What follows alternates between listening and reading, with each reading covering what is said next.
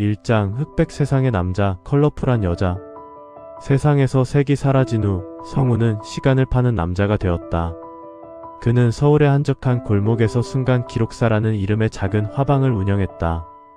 그의 일은 낡은 펜과 잉크를 이용해 사람들의 가장 소중한 순간을 한 폭의 세밀화로 그려주는 것이었다. 5년 전 불의의 사고로 시신경에 손상을 입은 그는 색을 인지하는 능력을 잃었다. 그의 세상은 명도와 채도만이 존재하는 잘 만든 흑백 영화와 같았다. 아이러니하게도 색을 잃은 그의 그림은 역설적으로 사람의 감정과 기억의 본질을 더 깊이 담아낸다는 평을 받으며 제법 인기를 끌었다. 그의 흑백 세상에 총천연색 물감을 무단으로 쏟아부은 것은 수빈이었다. 어느 비오는 날 오후 스튜디오 문이 요란하게 열리더니 비에 흠뻑 젖은 여자가 숨을 헐떡이며 들어왔다. 손에는 낡은 첼로 케이스가 들려 있었다. 저기요. 딱 10분만요. 10분만 시간을 팔아주세요. 다짜고짜 그녀가 내민 것은 돈이 아니라 방금 편의점에서 산 듯한 따뜻한 캔커피 2개였다. 버스킹 공연을 앞두고 갑자기 쏟아진 비를 피하러 왔다는 그녀는 성운의 허락도 없이 스튜디오 한가운데 자리를 잡고 첼로를 조율하기 시작했다. 성운의 세상에선 그저 명도의 차이가 다른 회색일 뿐인 그녀의 옷과 첼로는 그녀의 부산스러운 움직임과 어우러져 마치 온갖 색이 멋대로 번지는 듯한 착각을 일으켰다. 그날 이후 수빈은 시도 때도 없이 그를 찾아왔다. 그녀는 성운에게 자신의 세상을 색으로 설명해주는 기이한 놀이를 시작했다. 지금 제 기분은요. 레몬 한 조각을 통째로 씹은 것처럼 짜릿한 네온 옐로예요. 방금 오디션 1차에 붙었거든요. 이 떡볶이 맛은요. 아주 그냥 버닝 레드죠. 정신이 번쩍 드는 색깔.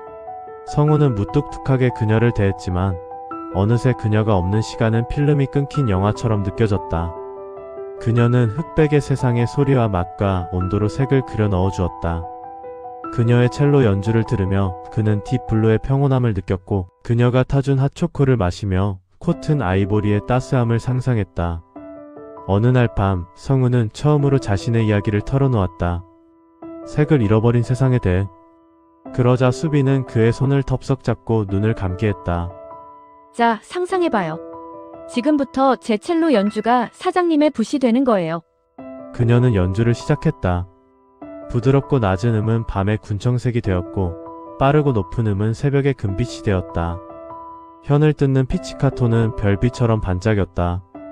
성우는 난생 처음 눈을 감고도 온 세상의 색을 보는 듯한 황홀한 경험을 했다. 그는 울고 있었고 수빈은 그런 그를 보며 조용히 웃고 있었다. 둘은 그렇게 서로의 가장 깊은 상처를 어루만지며 사랑에 빠졌다. 2장 시간을 되돌리는 열쇠. 행복은 짧았다. 수빈에게는 비밀이 있었다. 그녀가 그토록 찬란하게 빛났던 이유는 그녀의 생명이 얼마 남지 않았기 때문이었다. 선천적인 심장질환. 그녀는 시한부라는 무거운 진실을 숨긴 채 성운에게 단 하루라도 더 많은 색을 선물해주고 싶었다. 그녀는 성운의 생일날 마지막 연주를 하던 무대 위에서 쓰러졌다. 병원으로 옮겨졌지만 그녀는 다시 눈을 뜨지 못했다. 그녀의 죽음과 함께 성운의 세상은 다시 완벽한 암흑 속 흑백으로 돌아왔다. 모든 소리와 맛과 온도가 색을 잃었다. 장례를 치르고 텅 빈 그녀의 원룸을 정리하던 날이었다. 성우는 그녀가 늘 들고 다니던 낡은 첼로 케이스를 열었다. 그 안에는 첼로 대신 그와 함께했던 순간들이 담긴 물건들이 가득했다. 처음 만난 날 그가 줬던 그림, 함께 봤던 영화 티켓, 바닷가에서 주운 조약돌, 그리고 그녀가 마지막으로 남긴 편지. 편지를 읽던 성운의 눈물이 낡은 조약돌 위로 툭 떨어졌다. 바로 그 순간 기적이 일어났다. 세상이 격렬하게 흔들리더니 눈앞에 믿을 수 없는 광경이 펼쳐졌다. 그의 눈앞은 그날의 바다였다. 부서지는 파도, 갈매기가 나는 푸른 하늘, 그리고 그의 손을 잡고 웃고 있는 수빈. 모든 것이 총천연색이었다. 그는 5년 만에 다시 색을 보고 있었다. 성운 씨, 봐. 저 노을, 꼭 오렌지에 자몽 시럽 뿌린 것 같지 않아? 수빈의 목소리. 그녀의 미소. 성우는 꿈을 꾸듯 그녀를 바라보다 무심코 손에 쥐고 있던 조약돌을 놓쳤다. 순간 컬러풀한 바다는 신기루처럼 사라지고 그는 다시 잿빛의 텅 빈 방 안에 홀로 서 있었다. 그는 깨달았다. 그녀와의 추억이 담긴 물건들. 그것이 바로 시간을 되돌려 잃어버린 색과 그녀를 다시 만날 수 있는 유일한 열쇠라는 것을. 과거라는 중독. 성우는 과거에 중독되기 시작했다. 그는 스튜디오 문을 닫아 걸고 그녀가 남긴 물건들을 하나씩 꺼내 들었다. 영화 티켓을 만지자 그는 어두운 영화관 안에서 그녀의 어깨에 기대어 있던 순간으로 돌아갔다. 스크린의 화려한 색과 그녀의 샴푸 냄새가 생생했다. 말린 꽃잎을 만지자 그는 꽃향기 가득한 공원에서 그녀에게 꽃반지를 만들어주던 오후로 돌아갔다. 그는 행복했다. 흑백의 현실을 도피해 그녀가 있는 컬러풀한 과거 속에서 살았다. 하지만 그 환상은 완벽하지 않았다. 과거 속의 그는 여전히 색을 보지 못하는 장님이었다. 그는 오직 관찰자로서만 그 순간에 존재할 수 있었다. 과거의 자신에게 말을 걸 수도 수빈의 행동을 바꿀 수도 없었다. 그는 그저 행복했던 순간을 박제된 그림처럼 바라볼 뿐이었다. 그러던 어느 날 그는 그녀가 남긴 낡은 mp3를 손에 쥐었다. 그들이 처음으로 함께 춤을 췄던 재즈바의 기억으로 돌아간 순간이었다. 화려한 조명 아래서 수줍게 스텝을 밟던 수빈의 얼굴이 보였다. 그런데 이번에는 무언가 달랐다. 이전에는 보지 못했던 것이 보였다.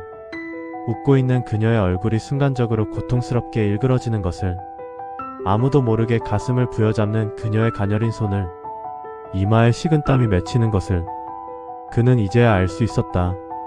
그녀가 보여주었던 눈부신 색들은 사실 그녀가 자신의 고통과 맞바꾼 필사적인 노력이었음을, 그는 자신의 슬픔에 갇혀 그녀가 보내던 작은 신호들을 완전히 외면했던 것이다.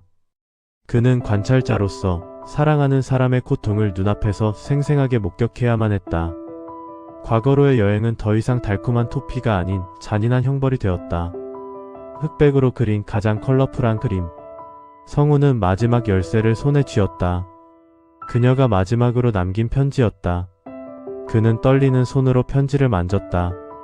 눈을 뜨자 그가 도착한 곳은 수빈이 쓰러지던 날의 공연장이었다. 무대 위에서 수빈은 마지막 힘을 다해 첼로를 연주하고 있었다. 그녀는 객석에 앉은 성훈을 향해 세상 가장 아름다운 미소를 짓고 있었다. 그 순간 성훈은 과거의 자신과 눈이 마주쳤다. 색을 보지 못해 그녀의 창백한 얼굴과 필사적인 미소의 의미를 알지 못했던 무지했던 자신. 연주가 클라이맥스에 이르렀을 때 수빈의 몸이 위태롭게 흔들렸다. 성훈은 소리치고 싶었다. 달려가 그녀를 붙잡고 싶었다. 하지만 그는 그저 지켜볼 수밖에 없었다. 그녀가 쓰러지기 직전 성훈은 그녀의 입모양을 읽었다. 내 세상의 색이 되어줘서 고마워. 다시 잿빛 현실로 돌아온 성훈은 오열했다. 그녀가 남긴 편지를 펼쳤다. 성훈 씨, 이 편지를 읽을 때쯤이면 난 다른 세상에서 당신을 위한 연주를 하고 있겠지. 미안해. 더 많은 색을 보여주지 못해서. 하지만 후회는 없어. 당신과 함께한 모든 순간, 내 세상은 무지개 빛으로 빛났으니까. 그러니 약속해줘. 더 이상 과거에 살지 않겠다고. 내가 선물한 색들을 당신의 시간 속에 멋지게 칠하겠다고. 당신은 혼자가 아니야. 당신이 그리는 모든 그림 속에 내가 함께 있을 테니. 성우는 자리에서 일어났다. 그는 몇 년 만에 처음으로 화방에 갔다. 그리고 먼지가 쌓여있던 이젤 앞에 섰다. 그는 캠퍼스의 붓을 대기 시작했다. 그는 여전히 색을 볼 수 없었다. 하지만 이제 그는 알고 있었다. 그녀의 미소가 어떤 네온 옐로우였는지, 그녀의 첼로 소리가 어떤 딥 블루였는지, 그녀의 사랑이 어떤 버닝 레드였는지. 그는 그리고 또 그렸다. 그의 손끝에서 탄생한 그림은 흑백. 흑백 세상 속의 남자가 기억과 감각만으로 그려낸 세상에서 가장 눈부시고 컬러풀한 수빈의 초상화였다. 그림 속 그녀는 그가 처음 만난 날처럼 환하게 웃고 있었다.